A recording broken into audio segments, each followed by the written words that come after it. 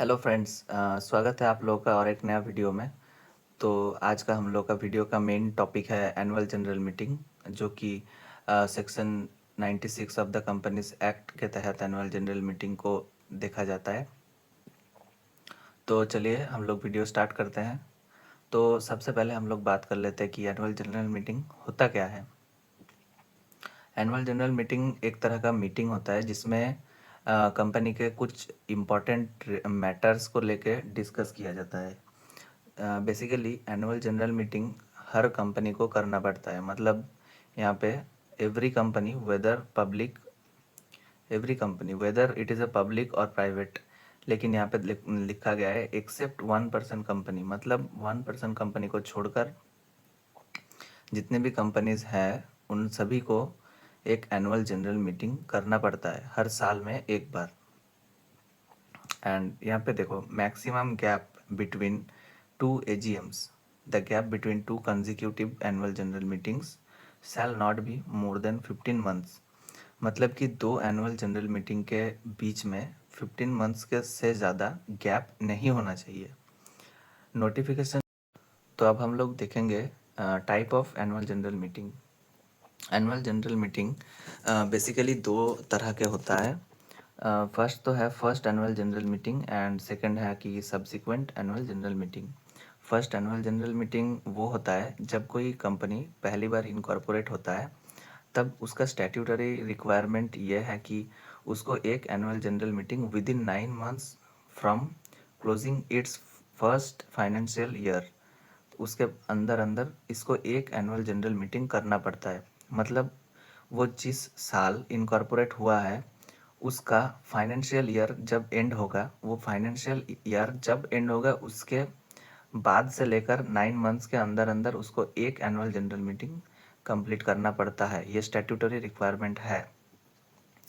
तो and subsequent annual general meeting ये होता है कि अभी अगर कोई कंपनी पहले ही इनकॉर्पोरेट हो चुका है, मतलब वो साल ब साल आ रहा है, उसका एनुअल जनरल मीटिंग होते आ रहा है, तो उसका फर्स्ट एनुअल जनरल मीटिंग नहीं है, वो पहले बहुत साल पहले वो इनकॉर्पोरेट हुआ है, उसका एनुअल जनरल मीटिंग होते आ रहा है, तो वो सब एनुअल जनरल मीटिंग को बोला जाता है सब्सिक्वेंट एनुअल जनरल मीटिंग। तो यहाँ पे इसका स्टैट्यूटरी रिक्वायरमेंट यह है कि with in 6 months from closing the financial year इसको एक सब्सिक्वेंट जनरल मीटिंग होल्ड करना ही पड़ेगा। And the gap between two annual general meeting should not be more than 15 months. यहाँ पे देखिए लिखा गया है, इसका मतलब है कि दो सब्सिक्वेंट एनुअल जनरल मीटिंग के बीच में कभी भी 15 मंथ्स का गैप नहीं होना चाहिए। 15 मंथ्स से ज़्यादा का गैप नहीं होना चाहिए, नहीं तो वो वाला एनुअल जनरल मीटिंग वैलिड नहीं कहलाया जाएगा। यहाँ पे देखिए एक्सटेंशन टाइम, मतलब कभी कभी एनुअल जनरल मीटिंग का टाइम एक्सटेंड किया जा सकता है। मतलब फर्स्ट एजीएम के लिए हम लोगों ने देखा कि 9 मंथ्स का जो लिमिट है, time limit, subsequent annual general meeting के लिए देखा हम लोगों ने कि 6 मंथ्स का लिमिट है। तो कभी कभी क्या होता है, अगर कोई स्पेशल रीजंस मतलब कि कोई नेचुरल कैलिमिटी लाइक फ्लड या फिर अर्थक्वेक ये सब वगैरह आ गया, तो ये सब ना स्पेशल रीजंस के अंडर पड़ता है। मतलब कभी अगर कोई कंपनी ने एक डेट पर एनुअल जनरल मीटिंग होल्ड किया एंड उसी डेट पर अगर कोई फ्लड आ गया उसी सिटी में जहाँ पे एनुअल जनरल मीटिंग मतलब होना था वहीं पे, तो उसके वजह से मेंबर्स लोग अटेंड नहीं कर पाए। तो ये सब रीजंस, अगर कभी कोई ऐसा स्पेशल रीजंस है जिसके वजह से एनुअल जनरल मीटिंग नहीं किया गया, मतलब हो नहीं पाया, तो अगर ऐसा कोई बात है तो आप आरओसी के पास उसको अप्लाई करना पड़ेगा वो कंपनी को। तो आरओसी सभी मैटर्स को अच्छे से जांच पड़ताल करने के बाद अगर उसको सब ठीक लगा तो ROC can extend the period up to max 3 months, यानी कि और भी 3 मंथ्स आपको देगा कि आप ये 3 मंथ्स के अंदर अंदर और फिर से एनुअल जनरल मीटिंग बुलाइए और फिर एनुअल जनरल मीटिंग कीजिए। लेकिन यहाँ पे एक कैच है कि फर्स्ट एनुअल जनरल मीटिंग, अगर आपका फर्स्ट एनुअल जनरल मीटिंग था तो आरओसी कभी भी आपको 3 मंथ्स का एक्सटेंडेड पीरियड नहीं देगा। लेकिन अगर आपका सब्सिक्वेंट एनुअल जनरल मीटिंग था जो कि स्पेशल रीजंस की वजह से आपको नहीं हुआ, तो फिर 3 मंथ्स का एक्सटेंडेड पीरियड मिलेगा। अब आप पूछेंगे कि ऐसा क्यों भाई, ऐसा क्यों है?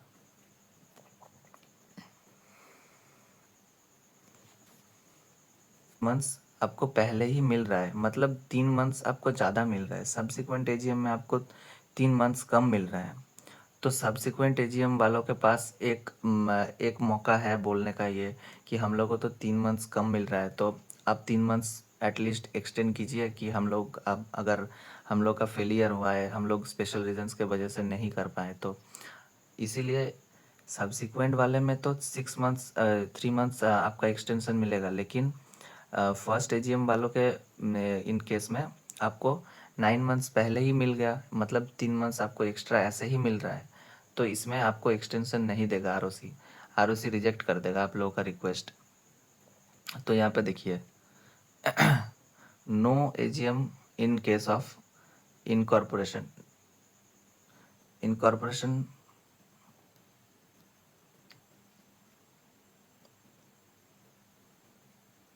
इन द ईयर ऑफ इनकॉर्पोरेशन, मतलब यहाँ पे फर्स्ट एजीएम वालों के पास एक जो मतलब एक जो रिलैक्सेशन है, जो कि है कि फर्स्ट एजीएम वालों को जिस साल में वो लोग इनकॉर्पोरेट हो रहा है उस साल में कोई भी एजीएम करने का ज़रूरत नहीं पड़ता। मान लो 2024 में वो लोग इनकॉर्पोरेट हुआ है जुलाई को, तो उस साल में कोई भी एजीएम होल्ड करने का ज़रूरत नहीं है। एंड उसके बाद वाले साल 25 में एजीएम होल्ड कर सकता है first annual general meeting. But subsequent वालों के केस में ऐसा नहीं है। सब्सिक्वेंट एनुअल जनरल मीटिंग हर साल एक आपको करना ही पड़ेगा अटेंड, ये स्टैट्यूटरी रिक्वायरमेंट है। तो चलिए इसके बाद हम लोग देख लेते हैं कि एनुअल जनरल मीटिंग का जो 3 कंडीशंस है, मतलब वो 3 कंडीशन कंप्लीट करना ही पड़ेगा, तभी एक एनुअल जनरल मीटिंग को वैलिड कंसिडर किया जाएगा। तो फर्स्ट एनुअल जनरल मीटिंग का मतलब जो कंडीशन नंबर 1 है, जो कि है एनुअल फ्रीक्वेंसी, मतलब कितना बार होगा एनुअल जनरल मीटिंग। तो फर्स्ट कंडीशन ये है कि annual general meeting should be held once in every year, मतलब फर्स्ट कंडीशन ये है कि हर साल एक एनुअल जनरल मीटिंग एटलीस्ट होना ही पड़ेगा। सेकंड कंडीशन ये है पूरा, फर्स्ट एनुअल जनरल मीटिंग, अगर आपका फर्स्ट एनुअल जनरल मीटिंग है तो the first annual general meeting of A company should be held with in 9 months from the closing of first financial year, जो कि हम लोगों ने पहले पढ़ा वो बॉक्स में। And consequences, hence it shall not be necessary for the company to hold any annual general meeting in the year of corporation. जैसे कि हमने पहले बोला, ये एक रिलैक्सेशन है जो कि कंपनी को मिलेगा। जो फर्स्टली इनकॉर्पोरेट हो रहा है उसका फर्स्ट एनुअल जनरल मीटिंग है, तो उन लोगों को एक रिलैक्सेशन मिलेगा, ठीक है। एंड इसी के साथ ये सेकंड कंडीशन पूरा यहाँ से यहाँ तक है। तो सेकंड इसी के साथ है कि सब्सिक्वेंट एनुअल जनरल मीटिंग अगर होगा, subsequent annual general meeting 6 months, with in 6 months from the closing of financial year, मतलब 6 मंथ्स के अंदर अंदर फाइनेंशियल ईयर जब क्लोज होता है, मतलब 31 मार्च जिस भी साल होगा, तो 31 मार्च को हम लोग का फाइनेंशियल ईयर जैसे एंड होता है, उसके 6 मंथ्स के अंदर अंदर एक सब्सिक्वेंट एनुअल जनरल मीटिंग हो जाना चाहिए। तो ये था condition number 2। And condition number 3 ये है कि maximum gap between 2 annual general meetings should not be more than 15 months. जैसे कि एक एनुअल जनरल मीटिंग हम लोगों ने किया एंड उसके बाद जो एनुअल जनरल मीटिंग हम लोगों ने किया, दोनों के बीच में 15 महीने से ज़्यादा का डिफरेंस है। अगर ऐसा हुआ तो हम लोग का एक कंडीशन नहीं सेटिस्फाई हुआ, बट पहले का 2 कंडीशन हम लोग का सेटिस्फाई है। जैसे कि हम लोग का कंडीशन 1 सेटिस्फाई है एंड कंडीशन 2 सेटिस्फाई है, तो हम लोगों को ये वाला वैलिड नहीं माना जाएगा। ये जो एजीएम हम लोगों ने किया वो वैलिड नहीं माना जाएगा। हम लोग को तीनों कंडीशन सेटिस्फाई होना चाहिए, ये वाला और ये वाला तीनों सेटिस्फाई होना चाहिए, तभी एक एजीएम को वैलिड माना जाएगा।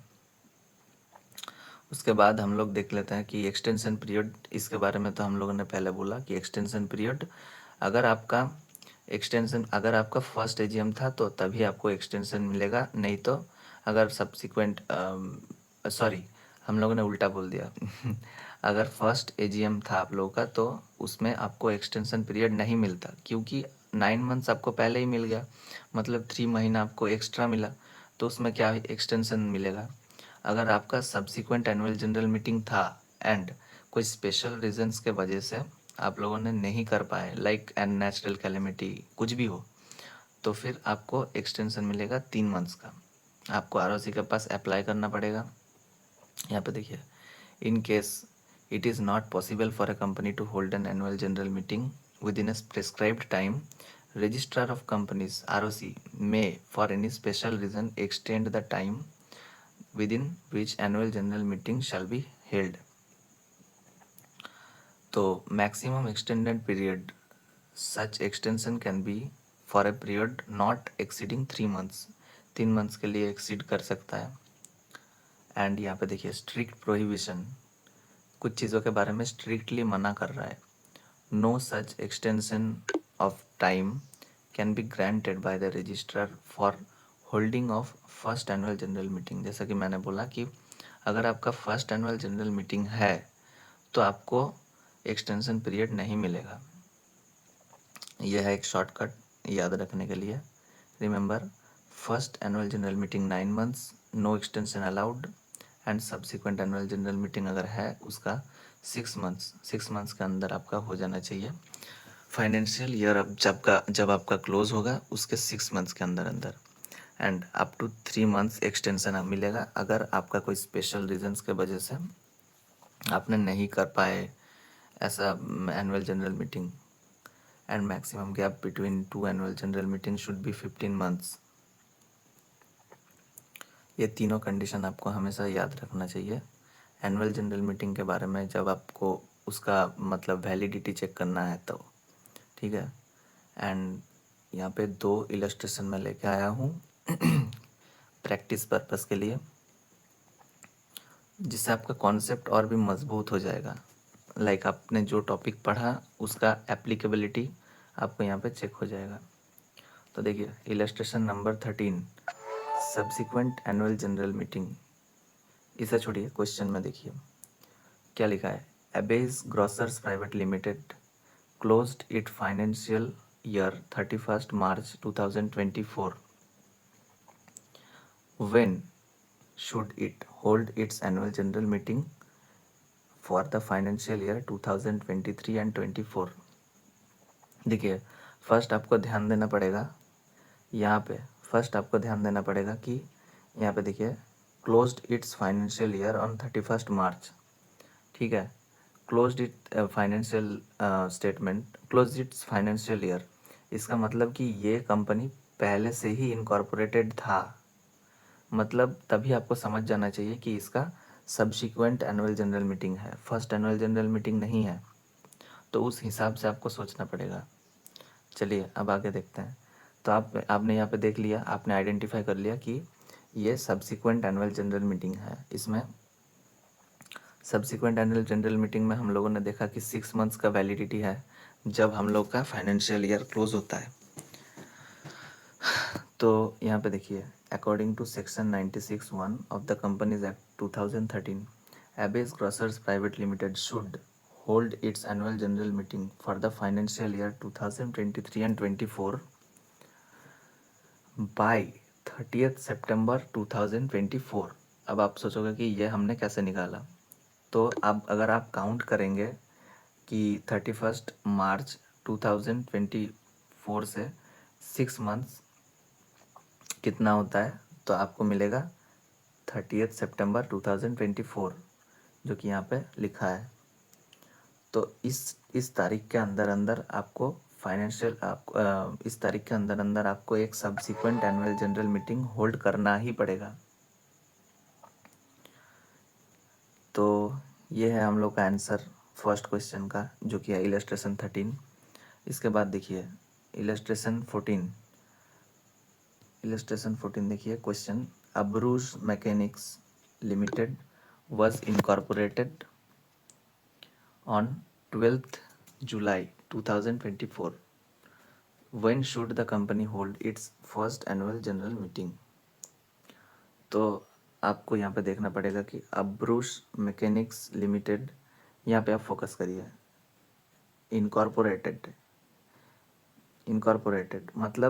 मतलब है कि पहली बार ये कंपनी इनकॉर्पोरेट हो रहा है।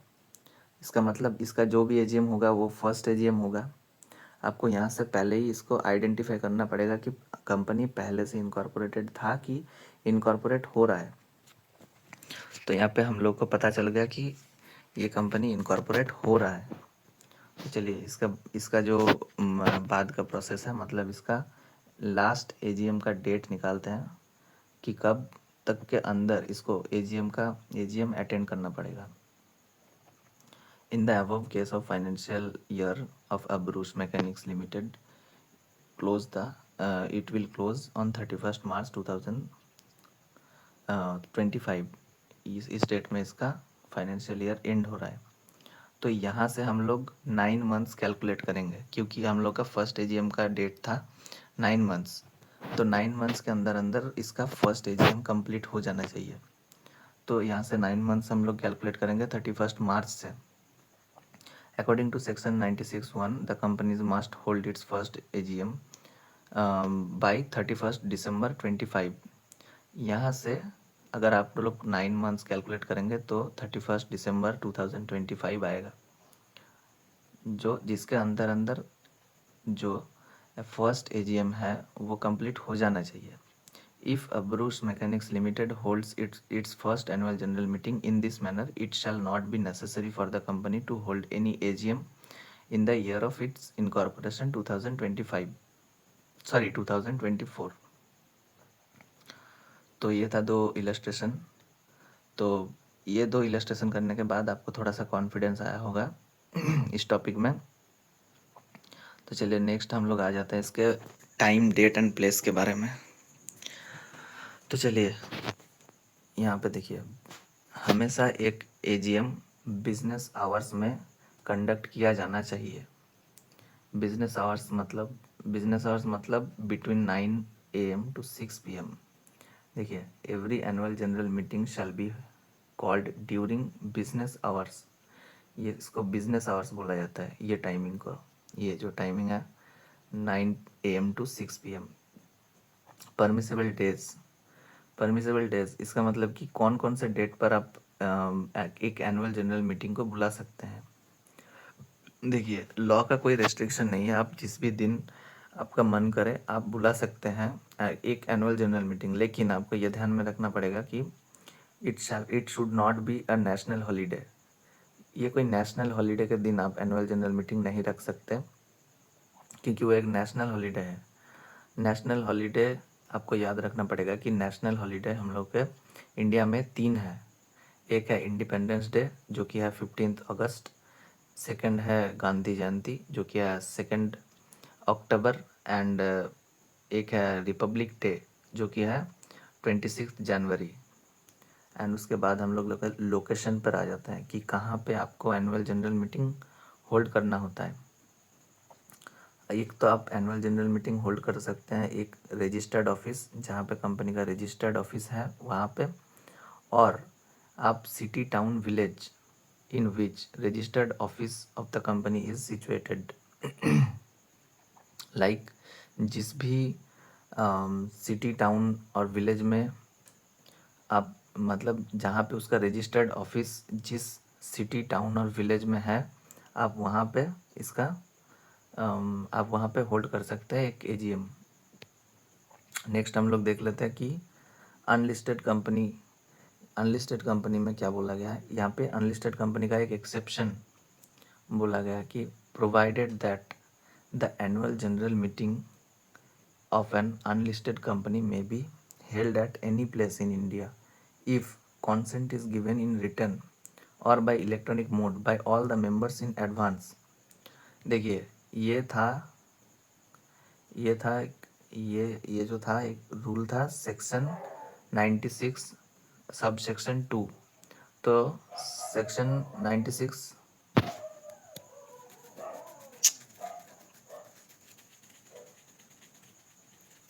सेक्शन 96 सब सेक्शन 2 जिसमें business hours, permissible days, venue and location, ये सब के बारे में बोला गया है। ठीक है, ये है सेक्शन 96 एंड सब सेक्शन 2। ठीक है, अब ये पूरा चीज़ का एक्सेप्शन है, पूरा चीज़ का एक एक्सेप्शन है, दो एक्सेप्शन है जो कि है अनलिस्टेड कंपनी। पहला तो है एक अनलिस्टेड कंपनी। देखिए क्या एक्सेप्शन बोल रहा है कि provided that the annual general meeting of an unlisted company में be held at any place in India. यहाँ पे हम लोगों ने क्या देखा कि एक रजिस्टर्ड ऑफिस पे और city town village in which registered office of a company situated, सिर्फ यही दो जगह पे एक कंपनी अपना एनुअल जनरल मीटिंग बुला सकती है। ठीक है, लेकिन अनलिस्टेड कंपनी के बारे में ऐसा नहीं है।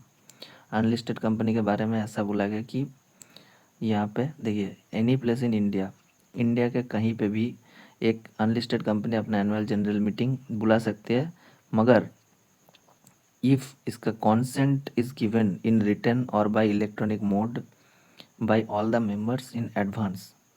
सभी मेंबर्स का इलेक्ट्रॉनिक मोड में या फिर रिटर्न मोड में कंसेंट होना चाहिए इसमें कि हाँ किसी भी प्लेस में, इंडिया के किसी भी प्लेस में एनुअल जनरल मीटिंग किया जा सकता है। तो यह है एक exception unlisted company. And second exception यह है कि इन केस ऑफ गवर्नमेंट कंपनी, देखिए गवर्नमेंट तो है बॉस, ठीक है, ये तो आपको मानना पड़ेगा। तो गवर्नमेंट कंपनी के लिए सब कुछ छूट है। देखिए power to exemption provided further, central government may exempt any company from provision of subsection subject to such conditions as it may impose।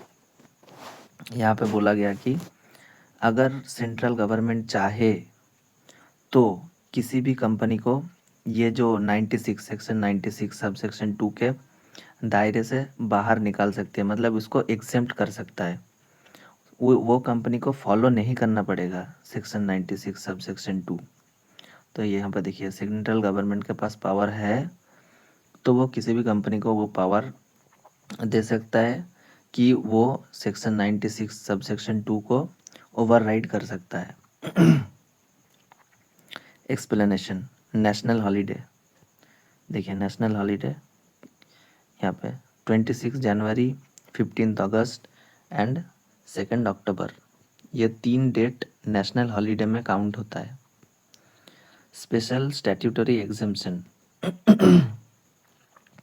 देखिए सेक्शन 96 सब सेक्शन 2 जो हम लोगों ने पहले पढ़ा कि यहाँ पे बिजनेस आवर्स में हमेशा एक एजीएम को बुलाया जा सकता है। परमिसेबल डे नेशनल हॉलीडे को छोड़कर किसी भी दिन बुला सकते हैं। लोकेशन हमेशा रजिस्टर्ड ऑफिस या फिर उसी सिटी टाउन विलेज में बुलाना पड़ेगा जहाँ पे रजिस्टर्ड ऑफिस सिचुएटेड है।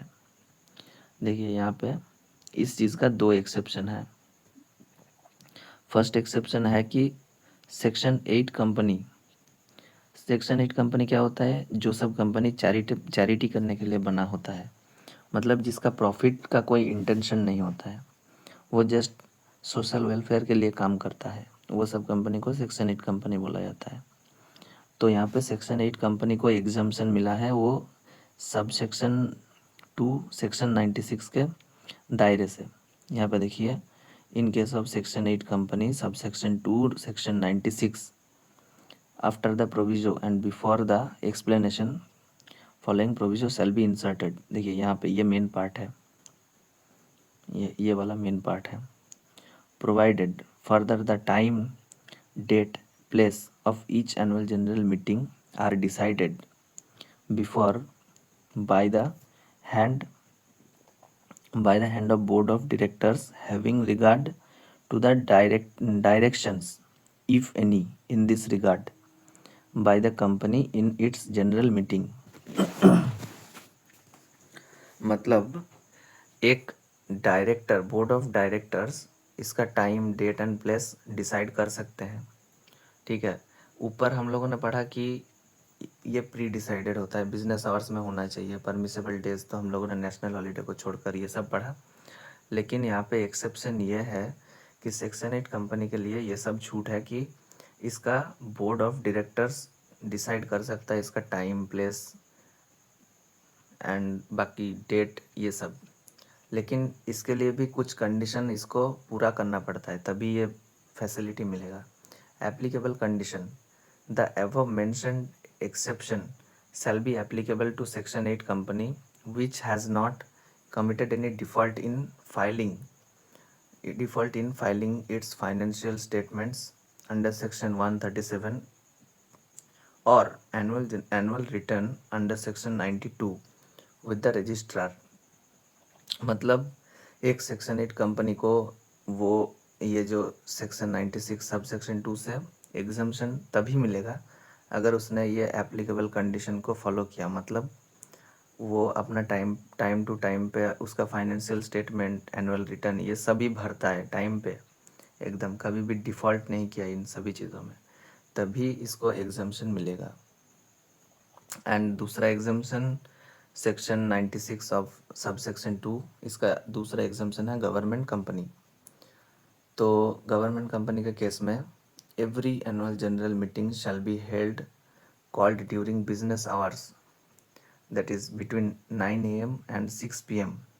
on any day that is national holiday and shall be held either at the registered office of the company or at such other place within the city, town or village in which the registered office of the company is situated।